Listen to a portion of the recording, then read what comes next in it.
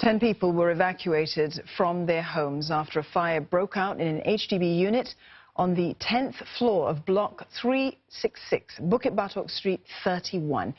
The Singapore Civil Defence Force responded to the fire at about 1 p.m. today. There were no reported injuries. Two occupants were in the flat at the time of the fire. They called 995 after they heard sparks and saw smoke coming from their storeroom.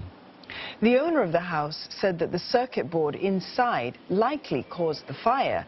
SCDF verified that the fire started from the storeroom and said investigations are ongoing.